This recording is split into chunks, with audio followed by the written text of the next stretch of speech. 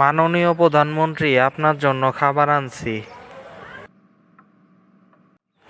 খাবারটা আমারে দে, প্রধানমন্ত্রী খাইব না। এটা আবার কেমন কথা? আপনার জন্য তো আলাদাভাবে আনছি, প্রধানমন্ত্রীর জন্যও তো আনছি। প্রধানমন্ত্রী খাইব না মানে?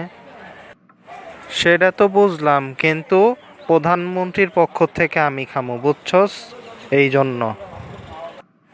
ও আচ্ছা, ঠিক আছে ঠিক আছে। মাননীয় প্রধানমন্ত্রী, আপনার জন্য একটা ফাইল ছিল, গুরুত্বপূর্ণ ফাইল। এই ফাইলটা নিয়ে আসছি, এখন কি করবেন?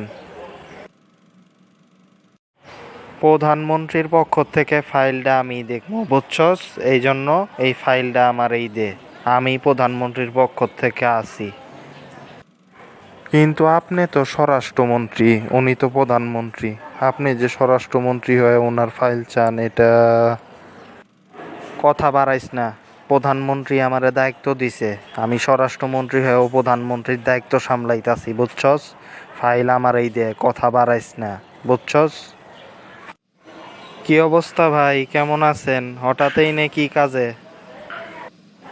এই তো ভালো, একটা ফাইল সিগনেচার করাইতে আইছিলাম, বুঝছস? প্রধানমন্ত্রীর কাছে দিতে আইছিলাম, বড় ফাইল। ও আচ্ছা আচ্ছা ভাই, একটা কথা শেয়ার করবো। শুনি, কি কথা?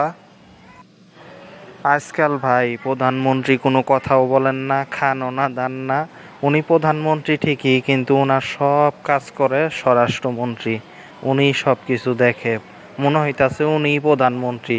এমনকি খাওয়া দাওয়াও করেন না প্রধানমন্ত্রী, প্রধানমন্ত্রীর খাবার স্বরাষ্ট্রমন্ত্রী খায় প্রধানমন্ত্রীর পক্ষ থেকে। এটা কোনো কথা বলেন? আমিও তো তাই দেখতাছি। আমি আইছিলাম ফাইল নিয়ে প্রধানমন্ত্রীর উদ্দেশ্যে, প্রধানমন্ত্রী কিছুই বললেন না। স্বরাষ্ট্রমন্ত্রী কইল আমি প্রধানমন্ত্রীর পক্ষ থেকে সব কিছু দেখভাল করতাছি। আমিও একই অবস্থা দেখলাম, আমিও, বুঝছস? আমি আসলে মনে কর যে খুব কনফিউশনে আছি, এটা কেমন?